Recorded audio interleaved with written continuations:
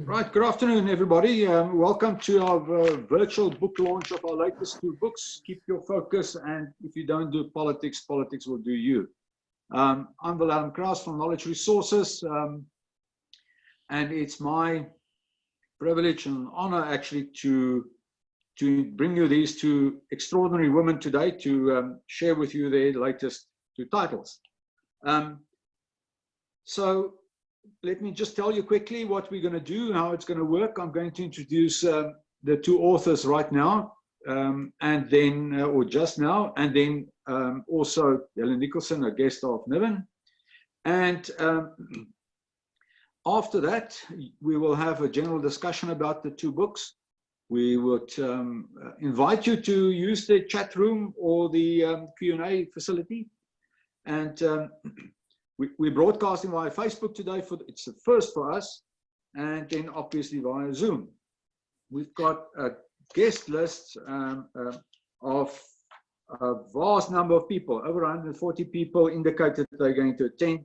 And we have, like this wonderful medium is now telling us that we can now, the world is really flat, so we can accommodate people immediately from all over the world. So we have delegates here today from France, UK, USA, Brazil, UAE, Germany, Tanzania, Kenya, Zim, Namibia, obviously from South Africa, and then Sarah's mother country, Ireland.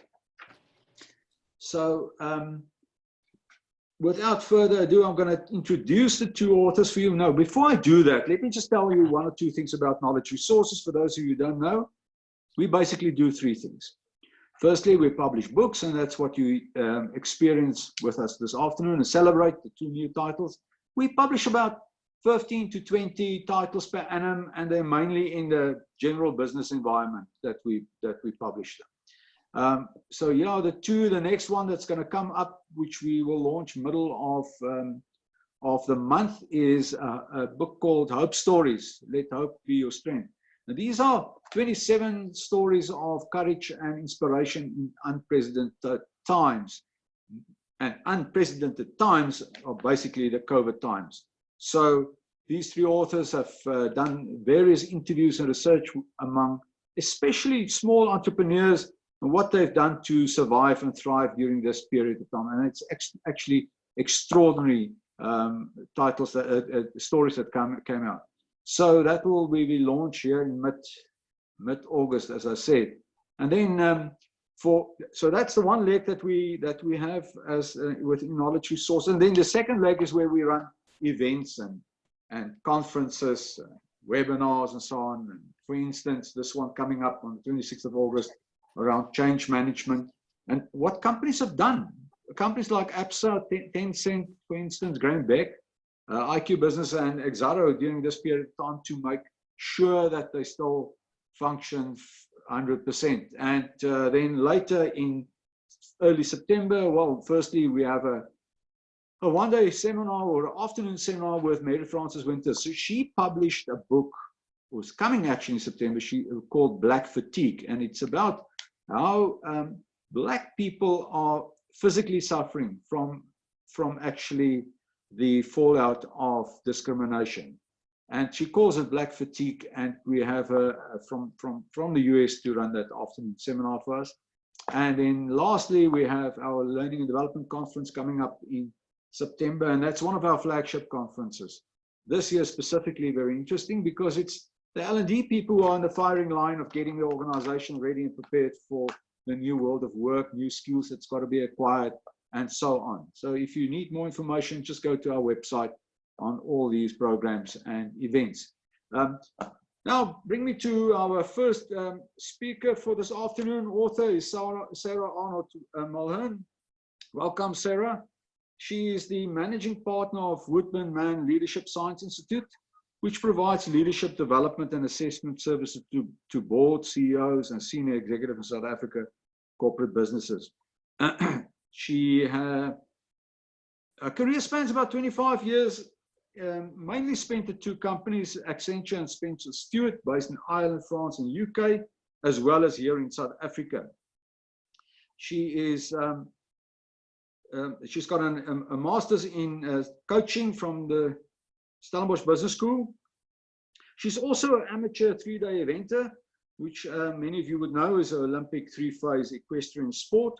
And she serves various leadership roles in equestrian. For instance, she was the president of the Western Cape Eventing Society for 9 years. And she's also sitting on the board of eventing for here in South Africa, or of South Africa. Sarah, welcome with us, and we're really looking forward to your views and ideas around your book. And tell us, why have you written the book, and give us the gist of it, and make sure that everybody is very inspired to buy your book.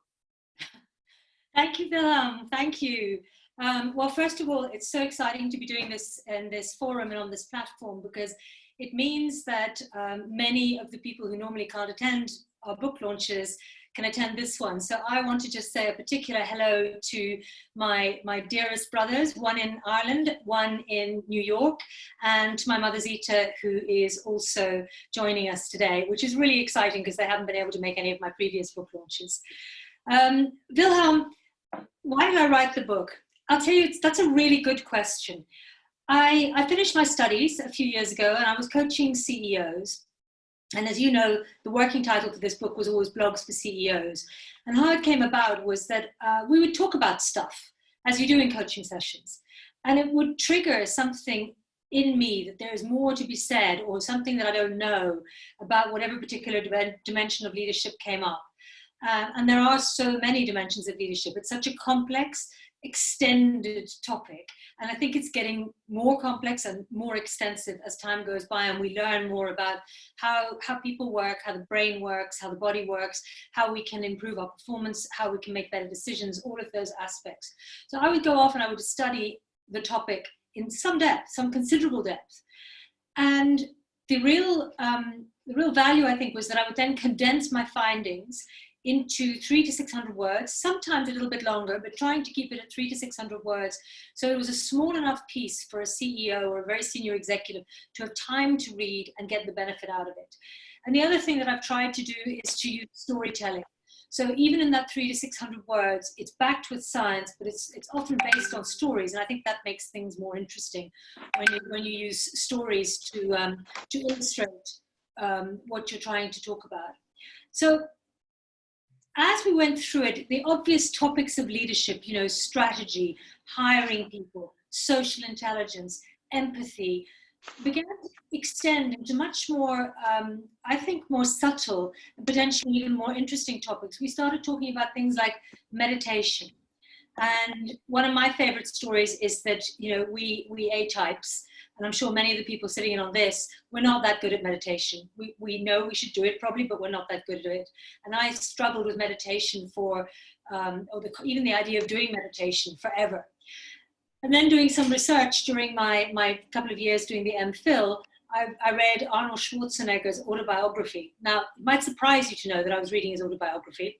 I saw an interview with him somewhere, and I realized that he came across as funny and self-deprecating, and not at all the image of the Terminator, Governator that he also is. And so I read his autobiography, which is wonderful. You know you hate me punching other people's books, so I'll stop. And no, that's fine. He talks about how he meditates. And I thought, all right, if Schwarzenegger can meditate, I can try to meditate. And then I did a lot more research on meditation, and I really push my clients to give it a try. The wonderful thing about it is that it gives your mind the same kind of reset that you get when you sleep. That if you do it, and they've studied this on groups of engineers, you actually get better performance. And I think that's key to all of my pieces. There's another piece on sleep. There are pieces on all sorts of different topics. There's another piece on Viktor Frankl's book, Man's Search for Meaning, and how we can apply the lessons, and this is a big one, the lessons from the Nazi concentration camps to our daily lives. And as I say in that piece, one wouldn't dare to do that, except that Viktor Frankl offers it as something that we can all share and understand better, and understand the self-control and the choice that we have in how we behave according to what happens to us, or when bad things happen to us. So I'm ranging through a lot of topics, because this is really the nature of this book. So a couple more things I wanted to share with you. One is that it's a very personal book. I find it a little awkward writing such a personal book and sharing so much of myself. And in my first book, which is called Find Your Focus, and is really about getting what you want, I shared a lot of stories about myself, quite a lot of them about falling off horses and how you pick yourself up and carry on, and how you can strive to, you won't always get what you want, but you can certainly strive to understand what you want and how you might achieve it. In this book, I've dug a bit deeper, and I've shared some more personal things, and I think that is possibly part of my life's journey. I've struggled to do that, and to be really, I guess, as authentic as possible in my in how I approach my life and my work. And that's been a real journey for me, and a real journey for me working with coaching clients. And I often say I should pay them for the time that I spend coaching them and not charge them for it, because I learn so much from those people. And that is probably the biggest difference in places between this book and my previous book, is that I've dug a bit deeper. I've tried to make the stories a bit more personal. One could say authentic. I don't think the other book my first book was any less authentic, but certainly in this book I've really tried to dig deep to tell good stories that have meaning and that share experiences that might be valuable to others, and that have a point to them that is based on scientific findings, recent, valid scientific findings that can help all of us to do something better. So we're talking about topics around mindset.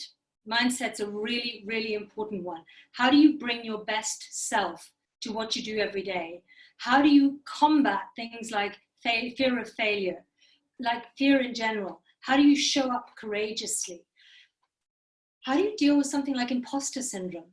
Now that's a really, really nice one. And I'm going to tell you a little bit about imposter syndrome because it's one of my favorite, many of the pieces in my book are my favorite pieces. It was one of my most surprising findings and outcomes of these particular studies. So I was chatting to a client and she talked about how she sometimes feels she doesn't deserve to be where she is. Now she's brilliant.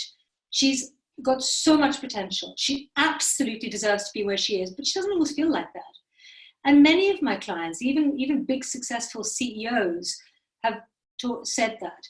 And the thing is, I kind of suffer from it myself. You know, I feel a bit of an imposter standing here selling a book which talks about imposter syndrome, because you never feel you're quite good enough. So I went and I researched it, and this is what I found.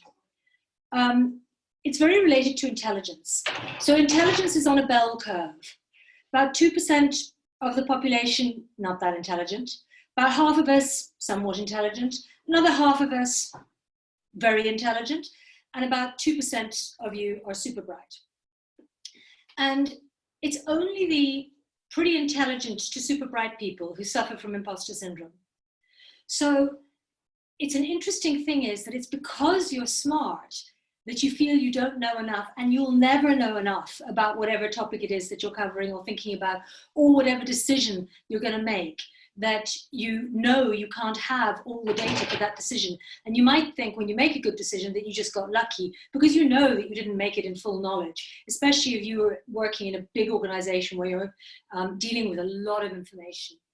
And what I loved about it was being able to go back to the particular client, but also to share with my other clients and now with all of you, that if you struggle with imposter syndrome, it's actually a sign of intelligence, which kind of delights me. It makes me feel a bit better about it for myself and also for others. The other really interesting point about imposter syndrome is that it's very much considered to be a female thing, that women suffer more from imposter syndrome than men. And I'm here to tell you anecdotally that that is probably rubbish, because equal numbers of my clients will tell me that they struggle with this sense that they're not good enough, which is what imposter syndrome is about. I think perhaps women are more prepared to admit it. Most of the studies that have been done have been done on groups of women because it's considered to be a female thing.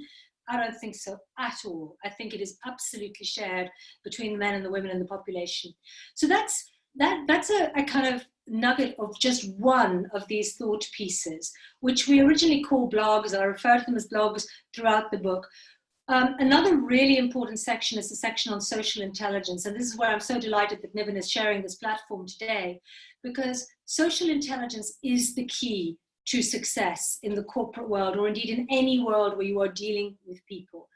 And Niven's book speaks to one aspect of social intelligence, which is the politics, the political side of handling others. And that is a really important part of social intelligence that I talk to clients about all the time. Social intelligence is probably the single biggest area of development of all the executives that I've worked with, because we don't apply our minds to it until too late. And yet it is something we can all learn and improve on. So I've got several pieces on social intelligence, each of which could be worthy of a book like Niven's, because it's a huge topic. It's more, all of these pieces are more an introduction, but they all try to give you something useful that you can use to improve somewhat in this area. And this is the next point that I want to make, and I'm conscious of time, Wilhelm, so I'm going to draw to a close soon. You know, in sport, one of the really important learnings in sport of the last 20 years is that you shouldn't try and make huge improvements in specific huge areas, 10% improvements.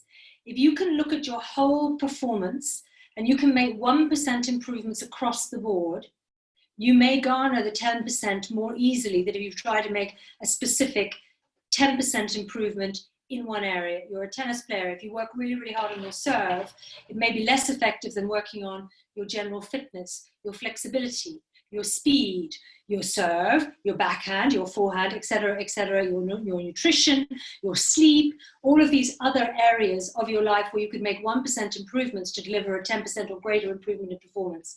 And that's a little bit what this book is about. It's offering you the potential to dip into it. It's very much a book you can buy, read on the plane. Well, yes, we don't take planes anymore.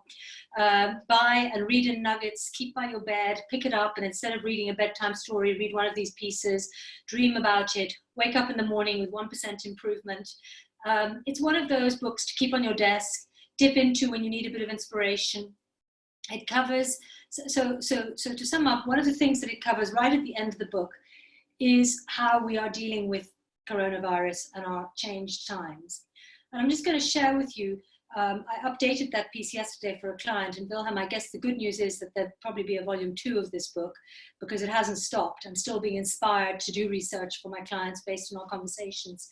And I had a conversation with a person who was described in a different meeting today as a brilliant man, about how tired and bored he is, and even a bit depressed because of these COVID times. And I think we're all feeling a bit like that. We've all got a bit of COVID fatigue. And I think it's acceptable to feel like that.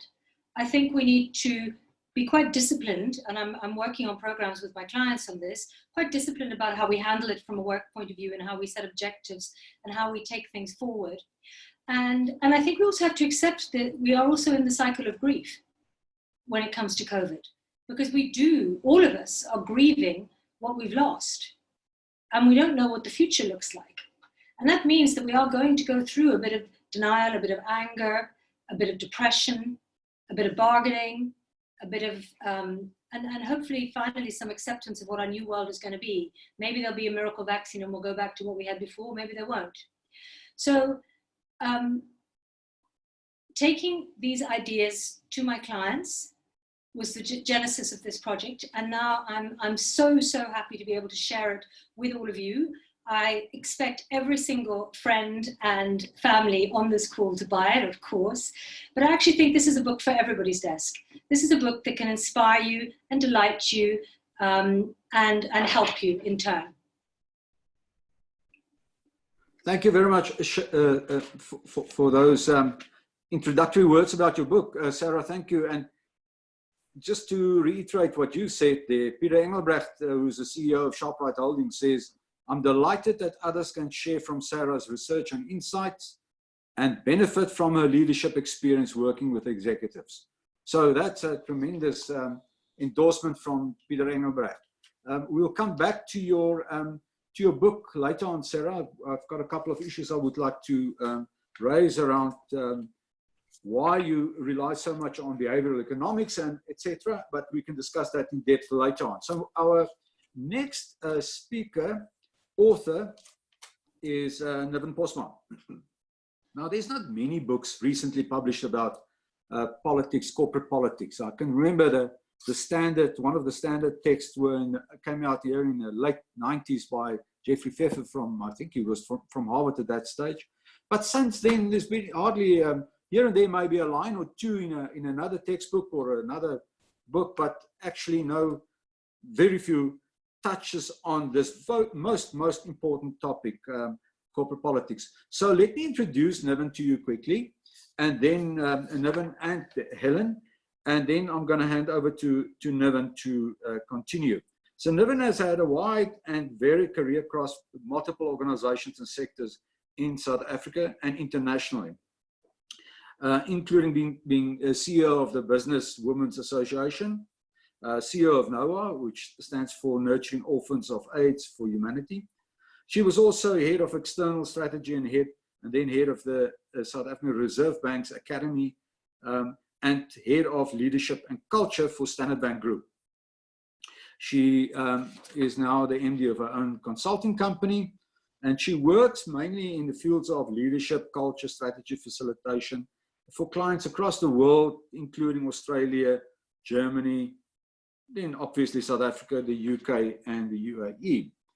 And then Helen is the CEO of the networking company. In this case, CEO stands for Chief Excitement Officer. I'm going to change my title also to Excitement Officer. My staff would laugh if they hear that. She does a lot of work in the leadership development space, is a great networker, and she's also the mother of 2 identical twins, and then she is a long distance runner. She ran the New York Marathon a couple of years ago, amongst others. So welcome, Niven and Helen, to both of you, and over to you, Niven. Thank you, Wilhelm, and I'm delighted that Helen can join me on this because she's actually the one who started me on the journey in the first place, but that's a story for another seminar. For the purposes of today, to kick off with the question you asked Sarah, let me answer the same question: why did I write this book? Well, I mean, it's basically because after 20 plus years as an executive and as a CEO, and in those years having to navigate my fair and in some instances unfair share of politics, then followed by 3 years of lecturing on the subject at Henley Business School and on various development programs and leadership programs around the world. And then a lifetime of reading books. A journalist asked me once, what was my first love? What is my first love? And I said, reading. I love reading. I read all the time. And in my life, I mean, there have been some incredible books that have really made fireworks go off in my brain. And then, of course, there have been other books where I thought, so sorry, a tree had to die in pursuit of this rubbish. And so between those 3 things, I thought, well, you know, maybe it's time for me to write my own book about my experiences and what I've been lecturing on. And of course, then along comes COVID with all the mixed feelings that it inspires in all of us, with all the things that it's brought.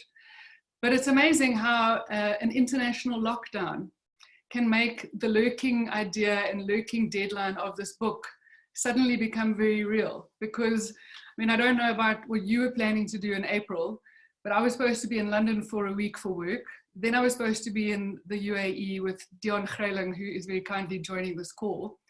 Then I was meant to be in Punda Game Reserve, actually also for work.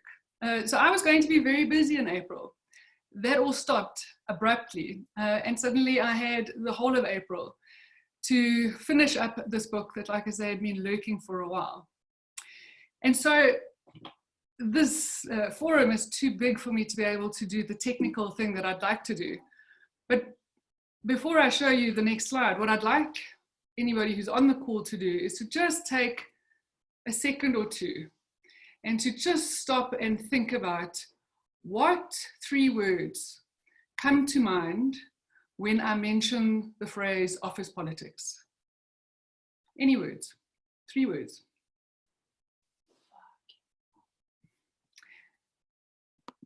And so if we were a smaller group, but it's fabulous that we're not, I would run a Mentimeter poll with you like I did for a group last week. And I asked them the same question, and it was an international group. And so, you know, some of the words came out not quite perfectly spelt in English, but who cares? And I asked them 3 words, describe office politics. And for those of you who don't know how word clouds work, the words that are bigger and bolder are the ones that have been repeated more than once. And so the size and the boldness is a function of how popular they were. And I mean, you can see the words here. They're terrible. They're depressing. Toxic was the word that most people use most often, followed by exhausting, boring, unpleasant, draining, and so the list goes on. And I mean, some of these words are pretty awful. Cruel, difficult to define, intimidating, demoralizing, etc. I mean, by the time I finished looking at this word cloud, I was almost exhausted myself. And there were 1 or 2 outliers. So one person said excellent, okay. And one person said people.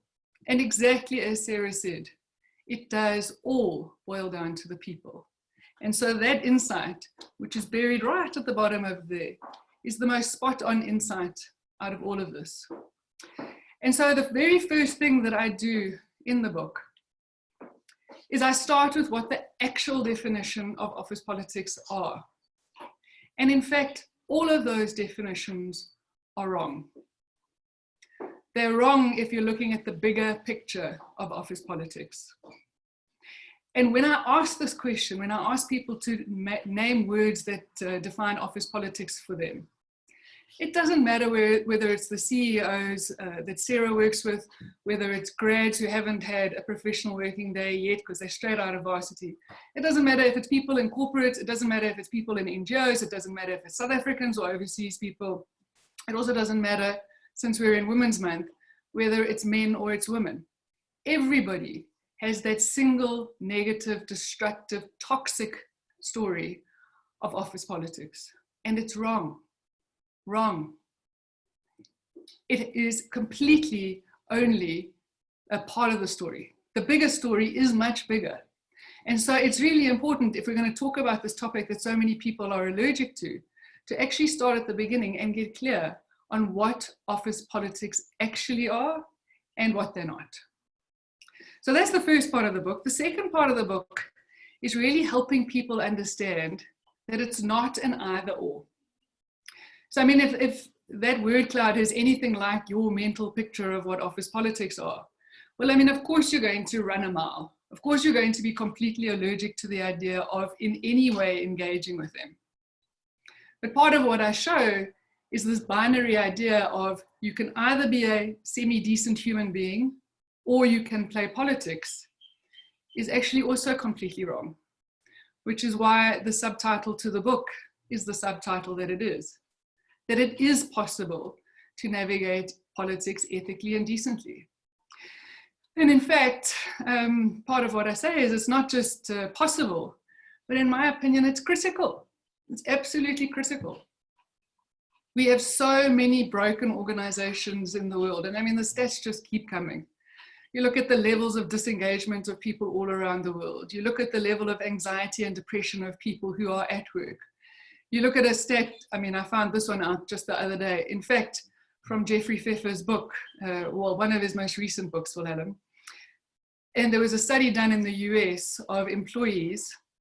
Fully 35% of employees asked would sacrifice a substantial, now these are the exact words, a substantial pay raise in return for seeing their immediate manager fired. So relationships and the way we set up organizations are very broken in many ways. And so to simply look at politics as a negative, to have all the decent, ethical people run away, means that we miss out on all kinds of opportunities, and so do organizations and teams. And so this understanding that it's possible to be a good person and it's possible and necessary to play politics is a really important thing to understand. Firstly, because not just my experience, but piles and piles of research have shown that it's not your sparkling personality, it's not your academic qualifications, it's not your technical skills that will be the single biggest determinant of your career success. It is all about your political intelligence, of which your social intelligence is an enormous part. And then conversely, the biggest single thing that derails people's careers is a lack of political intelligence. So otherwise, very promising careers going on beautifully, and then suddenly they go off the cliff. It's because of politics, and people don't know how to play it. And basically, politics boils down to four things. It's the ability to understand and navigate four things: power, relationships, perception, and influence. That's what it's about. And you can use that positively and ethically, or you can, of course, use it negatively and destructively. And so in the third part of the book, what I talk about is, well, okay, so what are some of the ways that I can get this right? If I understand how important it is, if I understand that my understanding was wrong, what are some of the things that I need to do? And I lay out the skills of people who do this well and who do play politics well. And I include a whole bunch of assessments so that you're not just hearing from my stories and the research, you can also assess yourself. And there's a whole bunch of questionnaires around, well, where do you fit relative to the power you could have or should have, your leverage, your networks? Do you have all the allies that you need? Do you understand the difference between allies and adversaries and enemies and friends? The other thing that I do is, same as Sarah, get quite frank about some of the times that I have really not done myself or anybody else any favors, and I've made some real political mistakes. And yes, I've lived to tell the tale, which is wonderful, but it is, as Winston Churchill said, you know, in war, you can only be killed once. In politics, you can be killed many times. So for heaven's sake, please try to avoid some of the most obvious mistakes, a number of which I have made. And then the very last thing I do is drawing on my experience as a strategy consultant, which is how I started my career. And I've pretty much worked in strategy development and execution for all of my career.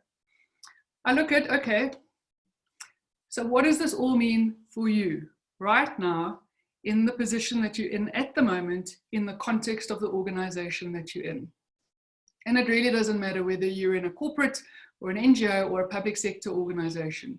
You will be having to navigate politics. So how are you going to do it? What does your political strategy need to be? And I take you through a step-by-step exercise that helps you answer some questions and figure out what your strategy needs to be. And that's basically it. I finish with a wonderful quote from Maya Angelou that says, do the best that you can until you know better. And when you know better, do better. And that's really the point and purpose and hope for this book, is that this whole subject of politics, which has been called the last dirty secret of organizations, because no one talks about it, and no one makes it transparent, and no one makes it in any way attractive and feasible. It doesn't have to be a dirty secret. It is a source of tremendous power for people, for their teams, and for the organizations that they're part of. And I would love more people to be able to tap into that power. Thanks, Wilhelm.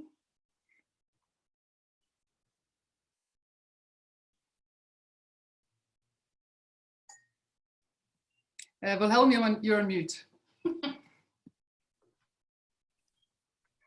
It's just as well that I wasn't mute. You didn't hear what I said when you said for those of you who can't read on the screen, Liz Wiseman, who is the New York Times best-selling author of Multipliers, she gave us, Niven, a wonderful endorsement by saying, Niven Postma will help you to understand why workplace politics are inevitable and how you can navigate office politics in order to be both useful and successful. Now, coming from her, that is quite something. It's a mouthful. And with that in mind, I'm going to ask Helen to tell us a bit more about her involvement with Niven and specifically around corporate politics. Right, thank you, Wilhelm, and well done to Niven. And I believe this is one of the most important books that has been written recently, because I have personally seen the impact of this work amongst a lot of our delegates. And I thought I would speak to you about 5 things that I think make Niven impactful. And the first one is that I'm blessed to know a lot of clever people, and Niven is one of the cleverest people I know. So the second thing that you may not know about her, well, after today you do, because she confessed her too, but she is also a very wide reader. She reads deep, but she also reads wide. My husband jokes that her and I are the only 2 women he knows that read You Magazine and The Economist. And that is what makes her so interesting.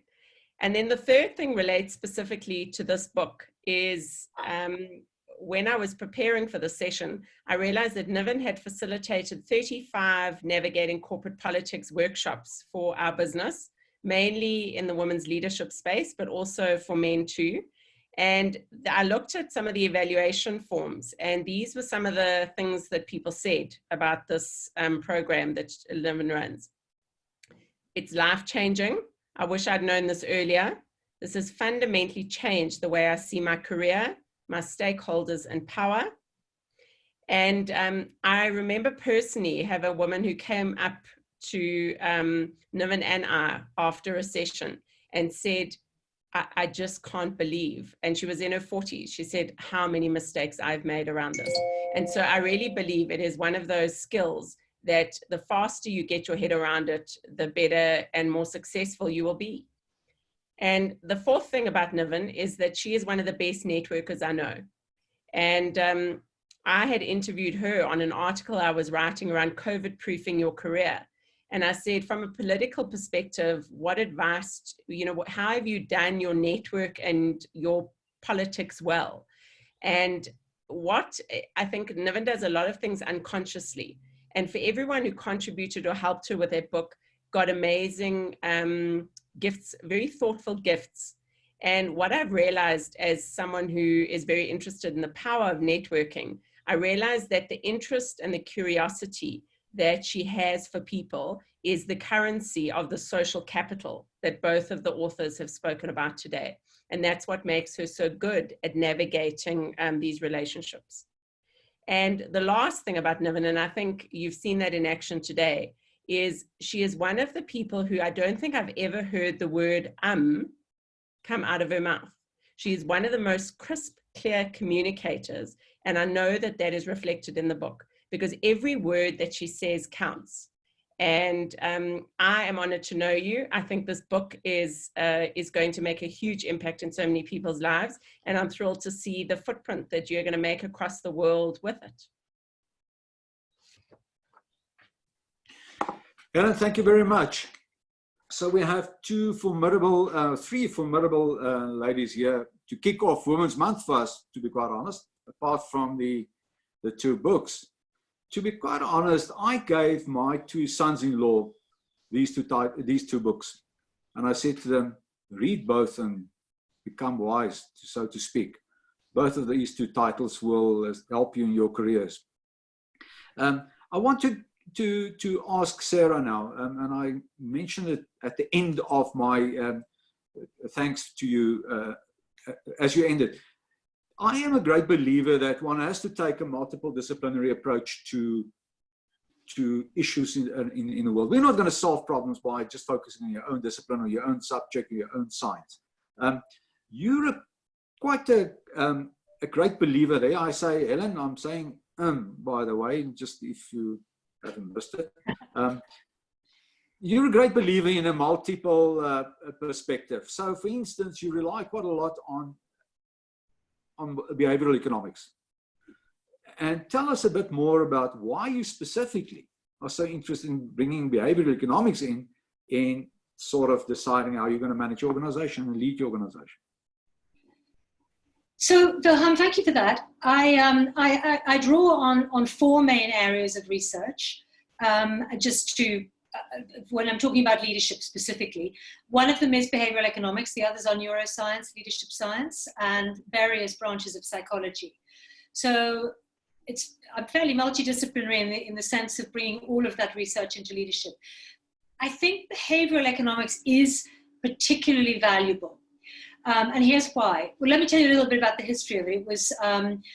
It came about through the research of Daniel Kahneman and Abel Tversky in the 70s, where they, first of all, looked at something they called prospect theory, which developed into behavioral economics. And 30 years later, Kahneman wrote a really great book, to my mind, one of the greatest books of the 21st century, about how we are totally, how our behavior, how our actions are driven by biases of which we are not even aware, and limitations of which we are not even aware. In coaching, coaches use the word limitations a lot. You know, what's holding you back, what's limiting you from getting what you want, what's stopping you from being where you want to be.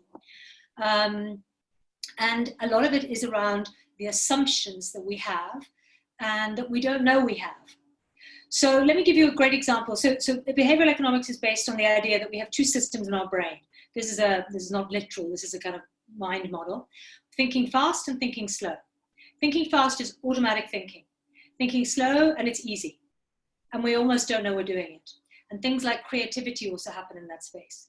Thinking slow is deliberate and logical and effortful. So we don't like to do it because our brains are lazy. Now, neuroscience, on the other hand, tells us that we need a lot of energy to do that thinking slow. And it's hard work, and we don't like to do it, and we don't like to make difficult decisions because of that. So we'll often make easier decisions, or something I see all the time when I'm doing assessments of people. Ask somebody a different question, difficult question. Listen to them without even realizing it, answer an easier question because their brain doesn't want to grapple with the difficult question. So how does that play into leadership? Well, one of the things is we have an enormous tendency to limit our decision making by wanting to make either or decisions. We frame our decisions. And it's very simple. If you're negotiating and you want to gain a point, often you can do it by simply giving people an either or choice because it narrows their frames and they choose the more palatable of those two decisions. They're not even aware of all of the other things that they could do. They like having that simple choice. That we learn from behavioral economics. Our biases, a big one is confirmation bias. It's absolutely huge, and it means that we literally see, we filter the world through what we believe already to be true. So we don't even see, we're completely blind, and I mean completely blind. This has been shown in what Niven would call piles of research, and I said completely blind to the alternative perspectives. And it's not because we're bad or stupid, it's because our brain cannot possibly manage to see the world in its totality. So we filter everything all the time. Now we can use that to our advantage by choosing what we filter and how, and we do that by focusing, which is why my book is about keeping your focus, why my first book is about finding your focus. By focusing our brains on, for example, politics, perfect. Let's pick an example from office politics. You're going into a difficult meeting. You know it's going to be a difficult meeting. It might even be with people you don't particularly like or who are difficult to deal with. If you sit down before the meeting and you really think very, very hard about the outcomes that you want, not negotiation points or deal points or to win the meeting or win the battle, but actually it might be something as subtle as, I'd like to have a better relationship with this person at the end of the meeting, so that in the longer term we can have better meetings and be more successful. Now that is absolutely how those social intelligence in politics works. And the way behavioral economics helps us is that if we set our intentions like that, then our behavior, how we show up in that meeting, will be driven by that intention setting rather than by our emotions in the moment of the difficult person and having to deal with the difficult person. We will be able to stay calm and potentially distance ourselves a bit from that emotion because we've applied filters that are filtering out all that bad stuff and allowing us to focus on the outcome that we want. Does that make sense? Oh, fantastic. Thank you very much. Niven, well, before I get to you, Niven, just for the participants or the delegates, you're welcome to participate in the chat room or use the Q&A. Any question, any comment that you want to make. This is also different from what we normally have with a book book launch where it's difficult to have an interaction and so on, but we can have it today. Niven, this is the new world of work. We're talking about virtual, remote work and so on. And I've heard people saying, I'm so glad I'm not at the office, on divorced from corporate politics, from the office politics. Is that a realistic statement, or is this still in this world of work important and playing? Yeah, I'm so glad you asked that question, Wilhelm, because I think a lot of people are under the misimpression that, yeah, office politics may be important when you're in the office, but by definition, when I'm at home, almost living the dream because nobody can see me, I don't commute, and I don't have to deal with all of this drama, office politics by definition fall away. And in fact, what I'm emphasizing in webinars and in lectures that I'm doing at the moment is the precise opposite is the case.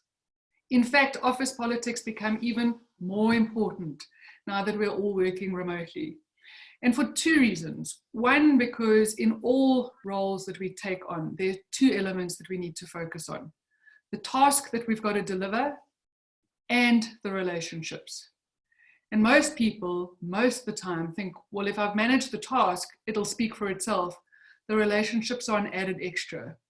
Actually, they're equally important. And that becomes even more important now when everything is so remote.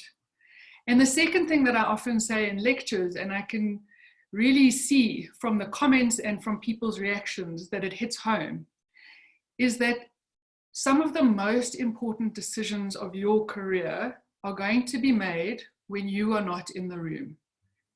So who is in the room on your behalf? And again, that's all about politics, because as I said, politics is about relationships. Who's in that room for you? Who's in that building where nobody's in the building? It's about influence, it's about perceptions, and it's about power. And these things don't disappear in remote working places. In fact, because we're so dissipated, as I said, they become even more critical. Yeah, that's fascinating. I'm going to ask you guys now, this is Women's Month. And if we look at it, it's not specifically related to your books, but it's still indirectly related. When we look at the number of CEOs of not only listed companies, but let's say medium-sized, bigger, but specifically listed then also, why do we still have so few women CEOs? Whilst research after research shows you that those companies with women as CEOs are outperforming those who are, speaking for my counterparts, the men, by a factor of 3-4 times. And yet, despite that, we don't have enough women, or we have very few women as CEOs. Not only here, but internationally also.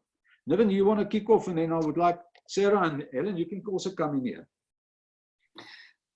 So a few thoughts to that, and of course this is not just a subject for a book launch, but it's a subject for many, many books at the moment and books still to come.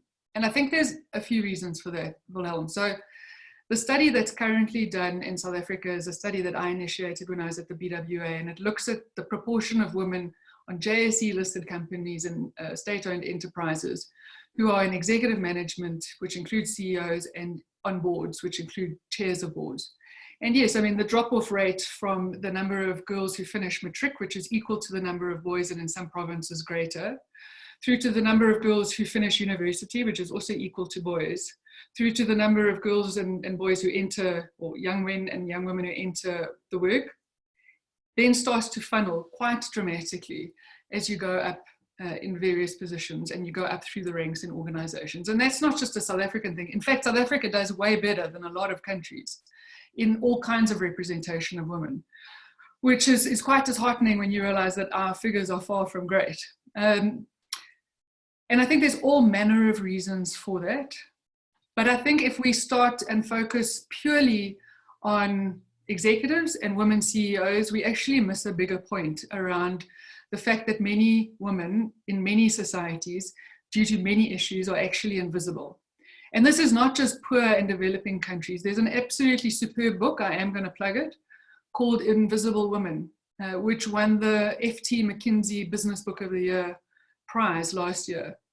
And the discrimination against women is absolutely systemic. And I have to say, I was dumbfounded when I read this book, because I really would not have thought that the issue was as deeply ingrained in the data we collect, the data we measure, the systems we design across societies all around the world. And I think the last thing is, I mean, I remember those bits of research, and they've been repeated year after year, that companies that have got more women on board and on the board are more successful. I personally have got to say, I have never bought into the idea that it's the women who make them more successful. I will concede, and I will absolutely see the validity in saying any company that is innovative and brings in diversity and encourages that diversity to contribute and looks at things in multiple ways from multiple perspectives is by definition going to be more successful. And one of the indicators of that is having more women, also having more Black people, whatever it is. But I'm very loath to draw a one-to-one causal connection between more women, more success. Yeah, that's a very, very important point. Thank you. Sarah, do you want to add to that? You're still muted. Very much want to add to that. I'm in violent agreement with everything that Niven has just said.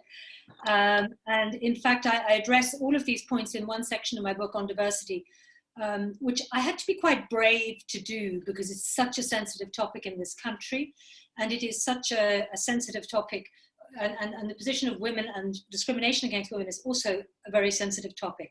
And I decided to take it head on because I've dug deep in terms of understanding white fragility. You know, I'm Irish, I've come to South Africa, I came with the perspective that I wasn't a racist. I've really had to be deeply humbled in order to understand that I didn't even know what the word meant.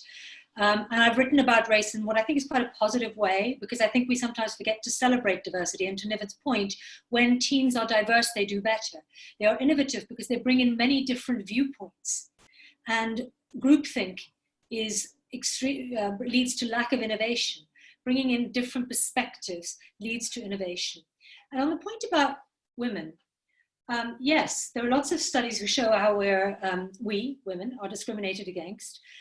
There are fewer women, I agree. When I started out my career at Accenture in Dublin, then Anderson Consulting in Dublin, I counted, and I've counted ever since, how many women there were in each meeting that I attended. And I've got to tell you, it's been about a ratio of 1 woman to 7 men most of my life. So there are just fewer of us working in senior business roles. However, there's a very interesting study among the many, many studies that have looked at this issue. And they took a really successful venture capitalist, female venture capitalist, who had done really well in her work. And I can't remember the exact names they used. They shared the profile of this person and an assessment of this person with a group of MBAs. And here's the interesting thing. They told half the MBAs that his name was Harold, and half the MBAs that her name was Helen. All of them, to a T, said that they thought they were equally successful and they were equally impressed with their success. All of them thought that Harold would be a wonderful boss and leader, and all of them thought that on exactly the same data, that Helen was toxic, unpleasant, they wouldn't want to work with her, and they wouldn't want to hire her in their company. They certainly wouldn't want her as their boss. There is something deeply wrong there. And I must say, I'm not sure exactly how to address that, except to say that we as women need to work on managing and countering that, I think, totally subconscious discrimination. So I feel, having read this research, I feel quite powerfully about it, that there are 2 things. One is, it would be great to change the world and cut out that discrimination. But as we know with racism, it's very deep-rooted and it's probably unconscious. So we also need to learn better how to deal with it as women, so that we can rise to the top. Thanks a lot. Helen, do you want to add to what the 2 said and react to the fact that Harold is more popular than you are? Sorry, Helen. Yeah. So I think I just have 2 things to say. One is and this is probably where I'm going to put my mother hat on as well, having raised identical twin daughters who are now 23. I think that women peak too early. I think that we treat the workplace like we did at school, and girls, you see them, all the stats will show girls at school are outperforming boys, you know, hands down, academically, culturally, in every way. And I'm already seeing it with my daughters and their friends who are 23. So I've got real live case studies happening in front of me, where the boys are kind of quite lazy. They kind of go through everything. And then at university, then things start to change. And straight after university, things start to change. A critical example, 2 of my daughter's guy friends have just started an investment club. And I said to my daughters, why have you not joined that investment club? Because I said, boys are going to manage their money from when they're 23. They're already starting to think about those. Whereas a lot of those girls were prefects, head girls, lots of honors, blazers, etc. at school. So that's the one theory I have, and I've seen it play out, as I say, in my personal life. And the second thing is, and this is where I put on my networking hat, is I think women and men network very differently. And women are very good at personal networking and often are not as good in business. So Sarah, you and I meet here today. I have a business issue in 4 months' time, and I think, Sarah, who I met at the Knowledge Resources book launch, she'd be able to help me with that. Do I pick up the phone and phone her? No, I don't, because I'm going to think that she's going to think, Helen Nicholson, I haven't spoken to her for 4 months. So she's going to think, you know, why am I only hearing from her out of the blue? Where guys will be in grade 1 together, they don't speak to each other for 40 years, and suddenly they think they have an issue. They'll pick up the phone and phone that guy, say, hey, we haven't spoken to you for a while. We know it's been 40 years. And you know, they pick up the phone, they help each other, and then they go their separate ways. So men are very good at the acquaintance network, where women still feel like we need to become new best friends for everyone, and that they don't ask for help. So there are lots of factors, but those are just 2 that immediately spring to mind for me. Helen, that was quite profound, the difference in networking. I never thought about it from that perspective, but it makes a lot of sense. I would like to know, I just want to check quickly here in the chat room whether, well, wait a minute, here's a question. Theodore de Jager says, I'm very curious about the reasons for the drop-off rate of women between school, university, all the way to senior leadership positions. Is the same ratio of men to women still present in the organization, or are they, for example, dropping off due to other reasons as well, like raising families, etc.? Now, to an extent, you've answered. Anyone can shoot at this. This is addressed to anyone. Anyone want to give it a stat? Why is there a drop-off? Again, I mean, building on the answers that came up earlier, there is research, and there was an article a few years ago that said for women, there's multiple off-ramps, and a family is a primary one, but there's not many on-ramps to get back into things. So that's the one. The second one is, you know, what I always struggle with is when we're saying that women need to fix themselves. And so women need to do more of this and less of that and all of these things. Some of that is absolutely true. And so some of the things that Helen talks about, I couldn't agree with more, and I emphasize in my lectures as well. But we don't actually look at the systems that women come into either. And so let me give you an example of what I actually mean. A few years ago, Ernst & Young was having massive turnover rates for women. And there were huge direct and indirect costs associated with this. So they said, look, we've got to figure out what's going on here, and we've got to fix it. Cut a long story short, they spoke to the women, they understood what is it that's making it feel so untenable to stay here so that we lose the amount of money that we have and the client relationships that you've had. And there were all manner of things in terms of flexibility, in terms of recognition of all the priorities that they have. And of course, it doesn't just boil down to having kids. I mean, I don't have kids, but for many women, that is a big part of the dilemma and the challenge. And so they asked all of the input in terms of what needed to change in terms of flexible career paths and working hours. And they implemented all these changes. And the fascinating part for me was once they'd implemented the changes, the turnover rates for women did drop, but the turnover rates for men dropped even more. And so what women were saying in terms of what makes for a more sane and sensible way of working is actually a universal human definition of sanity. But women are seen to want a whole bunch of specific things that are really not how we do things around here. And men have gotten so used to, well, this is the only way we do things, that neither of them say anything. And so I think, again, you know, this could be a whole webinar on its own, but just to add to some of the points already made. Okay. But to give you another topic for a webinar here, Tracy Cohen says, to the male-female question, do not minimize systemic discrimination, but watching productivity increase during lockdown, do you think there is any merit in the argument? And then she says, and I'm not joking, that men succeed generally due to wearing more comfortable footwear.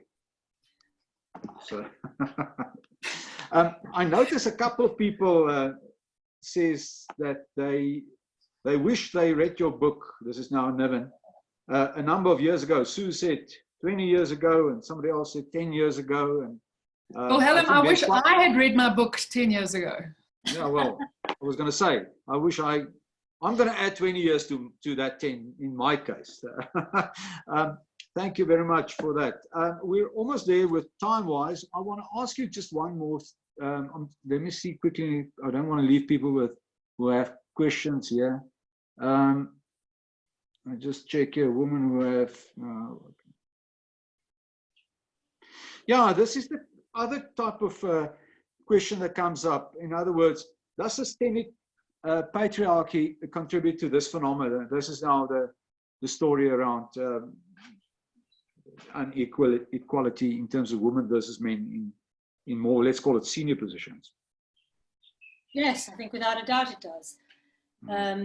And you know, I again violently agree with what Niven is saying.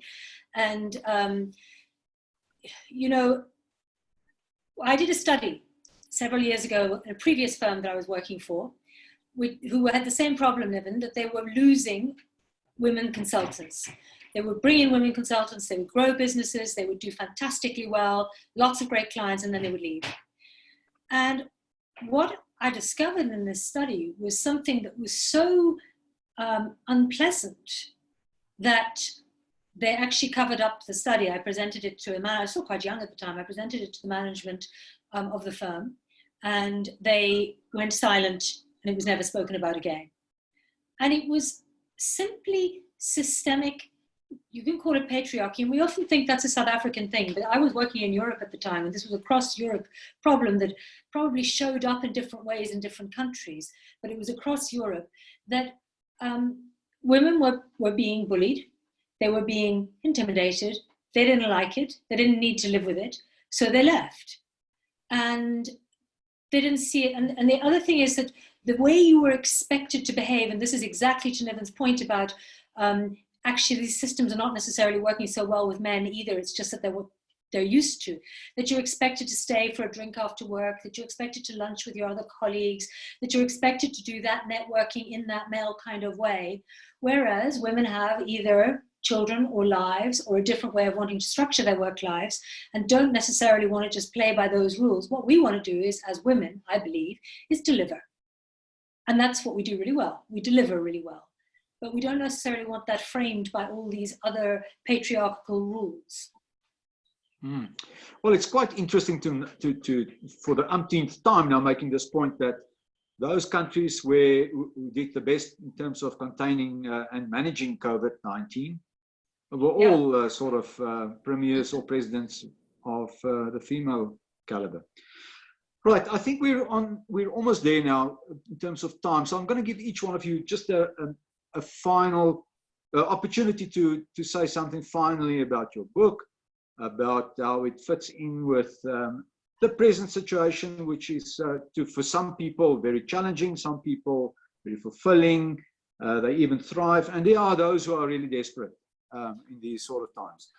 What's your message to the various sort of viewpoints I've mentioned now, and how can your book play a role in assisting those people?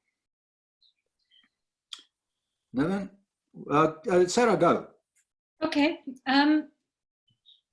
Certainly, I think that because my book deals with all these broader aspects of performance, the emotional, the human, the social intelligence part, the mindset, all of these are, I mean, it's particularly relevant to these times. I think that some of it is specifically relevant to these times. It's about handling the situation in which you find yourself as well as you can. And we're all finding ourselves in a difficult situation now, but also allowing yourself to accept that it's difficult, allowing yourself to fear failure, allowing yourself to understand that sometimes you procrastinate for weeks because every day seems the same and you meant to make that phone call 3 weeks ago, somehow it never happened. So all of that is in there, and it's also uplifting and positive. It's a very positive message about how we can use the science of the last 20 years to give ourselves better performance in our lives and at work. And I think particularly relevant for these days. Thank you. Good. Niven? So there's some fascinating work on the mind traps that we all fall into when faced with complexity. And there's 5, but the one that I want to speak to is we fall into simple stories because things are so overwhelming and complex that let's just find and tell ourselves and latch onto as best we can for as long as we can a simple story. And actually, politics, as with so much that's going on around us at the moment, is not simple. And it's in that complexity, in the politics and in what we're trying to navigate, that the real nuggets of possibility and learning lie. And I really invite you to understand a story that's not simple, but that's very powerful and very compelling if you can get it right. Thank you. So over the years, we've published quite a lot of books. And through that, I met very smart people. And also in the field of conferences and the research that we do and the involvement with various academic institutions and so on. And I can now tell to the audience here today that we have 2 of the smartest people in the country. That we're very blessed that 2 of the smartest people in the country has published each a book at the very same time. And we at Knowledge Resources are very privileged and honored to present these 2 books to our South African and international community, business community and beyond. So thank you very much, Niven and Sarah, for taking time and effort to put these books together. I know that, you know, it's not easy, it's difficult to write a book. It takes a lot of focus to coin the phrase, Sarah, and a lot of, you know, time and energy to get the book out. So thank you very much. And I would like to thank also Sia. She's the mother of our, Sia, can you put on your camera quickly, please, your video, so everybody can see you. There you are. So I'd like to thank Sia. She heads up our publishing division and she does a sterling job in getting our products out under great pressure. Thank you very much for that, Sia. To all the people who have put this event together, Tina, Katie, and also Pascal is broadcasting there on Facebook, and also Debbie down in Cape Town, who's on standby if anything goes wrong up in Joburg. So thank you very much. And Sarah and Niven, good luck with your book and your careers further, and have a great evening.